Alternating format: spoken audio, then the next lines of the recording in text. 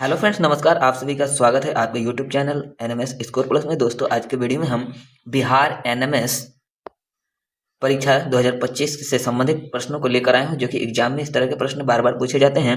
दोस्तों, आज का जो टॉपिक होने वाला है वो सामाजिक विज्ञान के टोटल 35 प्रश्न होने वाले हैं। तो दोस्तों, वीडियो में अंत तक बने रहिएगा, वीडियो को लाइक कीजिएगा और चैनल पर नए हो तो चैनल को सब्सक्राइब कर लीजिएगा। तो चलिए शुरू करते हैं। आज का जो पहला प्रश्न है ईस्ट इंडिया कंपनी की स्थापना कब हुई थी। तो ईस्ट इंडिया कंपनी की स्थापना जो है दोस्तों 1600 ईस्वी में हुई थी। ऑप्शन जो है सी राइट आंसर कर लेंगे। ऑप्शन सी 1600 में ईस्ट इंडिया कंपनी की स्थापना की गई थी, इसे याद रखेंगे। अगला जो प्रश्न है,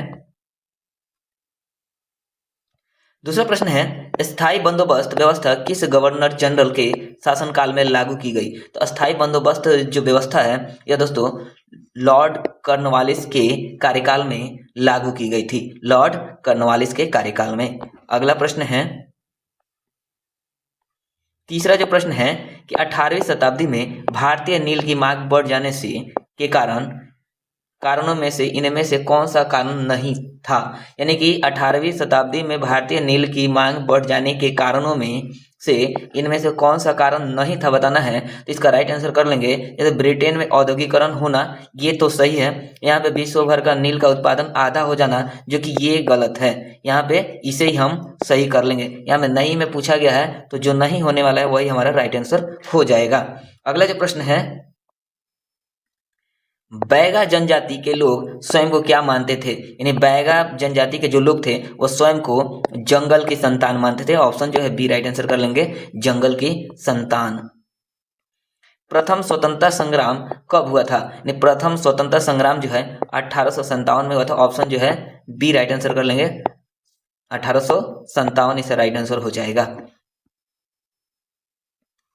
भारत में अंग्रेजी शिक्षा प्रणाली किसने प्रारंभ की। तो भारत में अंग्रेजी शिक्षा प्रणाली जो है वह लॉर्ड मैकाले के द्वारा किया गया था। लॉर्ड मैकाले जो है, ऑप्शन ए राइट आंसर कर लेंगे, लॉर्ड मैकाले।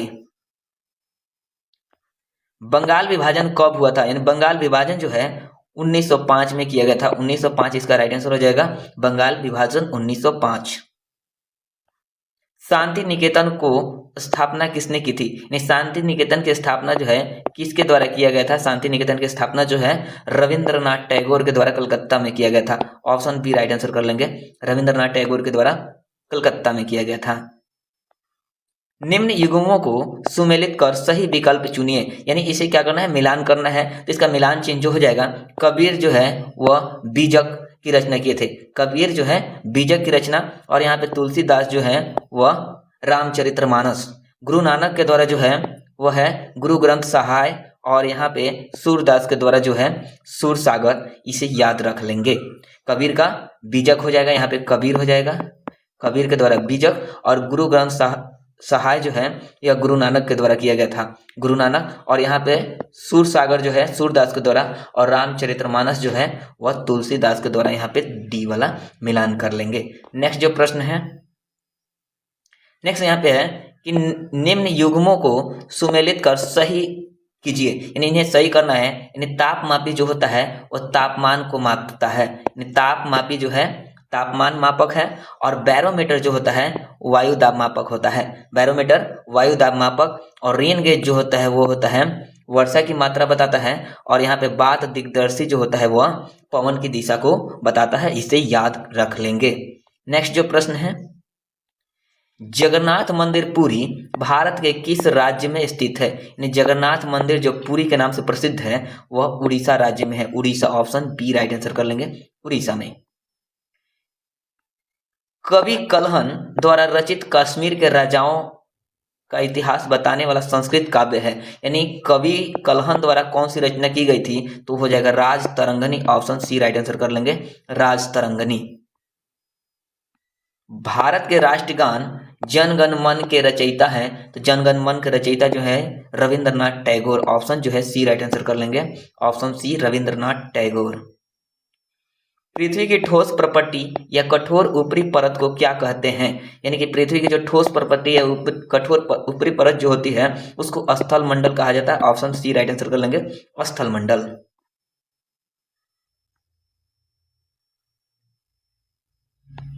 वायुमंडल की वह परत जिसमें हम सांस लेते हैं कहलाती है, यानी जिसमें हम सांस लेते हैं उसे क्षोभ मंडल कहा जाता है। ऑप्शन डी राइट आंसर कर लेंगे, डी राइट आंसर हो जाएगा, क्षोभ मंडल में हम सांस लेते हैं। भारत के उत्तरी क्षेत्र की गर्म एवं शुष्क स्थानीय पवन को कहते हैं, यानी भारत के जो उत्तरी क्षेत्र में जो गर्म एवं शुष्क जो स्थानीय पवन होती है उसे लू के नाम से जाना जाता है, लू, उसे लू कहा जाता है। भूकंप मापने का यंत्र है, यानी भूकंप जो मापा जाता है वो सिस्मोग्राफ से मापा जाता है। ऑप्शन बी राइट आंसर कर लेंगे, ऑप्शन बी सिस्मोग्राफ। सूर्य व चंद्रमा के शक्तिशाली गुरुत्वाकर्षण बल के कारण पृथ्वी की सतह पर क्या होता है, यानी सूर्य और चंद्रमा के जो शक्तिशाली गुरुत्वाकर्षण बल होता है उससे पृथ्वी पर जो होता है वो ज्वार भाटा होता है, ज्वार भाटा। ऑप्शन जो है बी राइट आंसर कर लेंगे, ज्वार भाटा। सामान्यतः गर्म महासागरीय धाराएं उत्पन्न होती है, यानी जो सामान्यतः जो गर्म महासागरीय धाराएं होती है वो भूमध्य सागर यानी भूमध्य रेखा के निकट जो है उत्पन्न होती है, भूमध्य रेखा के निकट। विश्व का सबसे बड़ा नदी बेसिन है, तो विश्व का जो सबसे बड़ा नदी बेसिन है वो अमेजन है। अमेजन जो है विश्व की सबसे बड़ी नदी बेसिन है। निचले इलाके किसके लिए अति संवेदनशील होते हैं, यानी निचले जो इलाके होते हैं वो किसके लिए अति संवेदनशील, तो होता है बाढ़ के लिए, बाढ़ की संभावनाएं ज्यादा रहती है निचले इलाकों में। विश्व का सबसे बड़ा मरुस्थल सहारा मरुस्थल, विश्व का सबसे बड़ा मरुस्थल सहारा मरुस्थल। निम्न में से कौन सा कथन प्राकृतिक संरक्षण के अनुकूल नहीं है, यानी प्राकृतिक संरक्षण के अनुकूल इसमें से कौन नहीं है, तो देखिए पौधे लगाना तो ये तो अनुकूल है, नल को उपयोग करने के बाद तुरंत बंद कर दे ये भी अनुकूल है, यहाँ पे है कि कक्ष से निकलने के पश्चात बिजली के उपकरण बंद कर दें ये भी अनुकूल है, लेकिन यहाँ है कि खरीदारी के पश्चात पॉलीपैक को फिर से उपयोग करना ये क्या है, अनुचित होगा, और यही हमारा राइट आंसर हो जाएगा कि निम्न में कौन प्रकृति के संरक्षण के अनुकूल नहीं है, तो ये अनुकूल नहीं है। ऑप्शन जो है सी कि खरीदारी के पश्चात पॉलीपैक को फिर से उपयोग करना, यानी कि उसे उपयोग नहीं करना है। भारत के लौह अयस्क उत्पादक राज्यों में से किस राज्य में सर्वाधिक उत्पादन होता है, तो लौह अयस्क उत्पादन जो है सबसे अधिक उड़ीसा में होता है, सबसे अधिक उड़ीसा में होता है। ऑप्शन जो है सी राइट आंसर कर लेंगे, उड़ीसा। एक राष्ट्र के संविधान में शामिल है, यानी एक राष्ट्र के संविधान में शामिल जो होता है वो नियम और कानून दोनों होता है, इसलिए राइट आंसर जो है सी राइट आंसर कर लेंगे, नियम और कानून दोनों शामिल होता है। किसी लक्ष्य या सिद्धांत को उसके सबसे शुद्ध या सर्वश्रेष्ठ रूप में कहा जाता है, यानी किसी भी लक्ष्य या सिद्धांत को उसका जो सबसे शुद्ध या सर्वश्रेष्ठ रूप होता है उसे आदर्श के नाम से जानते हैं, आदर्श। यदि किसी कारखाने में 13 वर्ष का चालक कार्य कर रहा हो तो उसे क्या कहेंगे, यानी 13 वर्ष यानी कि 14 वर्ष से कम उम्र के बच्चों को बाल श्रम कहा जाता है, यानी 14 वर्ष से कम उम्र के बच्चे अगर काम करते हो, कार्य करते हो तो उसे बाल श्रम के अंतर्गत रखा जाता है। निम्नलिखित में से कौन सा मौलिक अधिकार नहीं है, तो मौलिक अधिकार में संपत्ति का अधिकार अब नहीं है, पहले था लेकिन अब संपत्ति का अधिकार मौलिक अधिकार के अंतर्गत नहीं आता है। आम चुनाव में इलेक्ट्रॉनिक वोटिंग मशीन जिसे ईवीएम कहा जाता है, ईवीएम का फुल फॉर्म यहाँ पे दिया गया है, इलेक्ट्रॉनिक वोटिंग मशीन का प्रयोग सर्वप्रथम कब किया गया था, तो पहली बार ईवीएम का प्रयोग जो है 2004 में किया गया था, 2004 में किया गया था। अगला जो प्रश्न है, ऐसे लोगों का समूह जो संसद द्वारा बनाए कानूनों को लागू करने के लिए मिलकर कार्य करते हैं कहलाती है, यानी संसद द्वारा बनाए गए कानून को लागू करने के लिए जो मिलकर कार्य किया जाता है उसे क्या कहते हैं, तो उसे कार्यपालिका कहा जाता है, उसे कार्यपालिका के नाम से जाना जाता है, कार्यपालिका। देश के किसी नागरिक को ऐसा लगता है कि उसके मौलिक अधिकारों का उल्लंघन हुआ है तो वह इनमें से किसकी शरण में जा सकता है, यानी किसी भी व्यक्ति यानी किसी भी नागरिक को अगर लगता है कि उसके मौलिक अधिकारों का उल्लंघन होता है तो वह न्यायालय में जा सकता है, उसकी शरण न्यायालय में मिल सकती है। नेक्स्ट जो प्रश्न है, निम्न में से कौन सा जल संबंधी रोग है? यानी जल संबंधी रोग जो है वो हैजा होता है।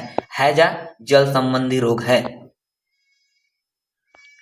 जन सुविधाओं के लिए सरकार को धन कहाँ से प्राप्त होता है? यानी जन सुविधाओं के लिए सरकार को जो धन प्राप्त होता है वो लोगों से वसूला गया आयकर होता है, लोगों से वसूला गया जुर्माना होता है और लोगों से वसूले गए अन्य कर होते हैं। यानी इसका राइट आंसर कर लेंगे ऑप्शन जो है डी, राइट आंसर कर लेंगे ऑप्शन डी।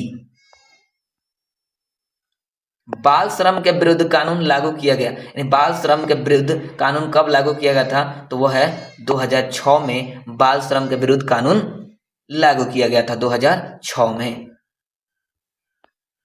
मध्य प्रदेश में किस नदी के तट पर कुंभ मेला लगता है? यानी मध्य प्रदेश के क्षिप्रा नदी के तट पर कुंभ मेला लगता है। ऑप्शन जो है डी, राइट आंसर कर लेंगे। तो दोस्तों आज के वीडियो में इतना ही। वीडियो पसंद आए तो वीडियो को लाइक कीजिएगा, शेयर कीजिएगा और चैनल पर नए हो तो चैनल को सब्सक्राइब कर लीजिएगा। तब तक के लिए जय हिंद, वंदे मातरम।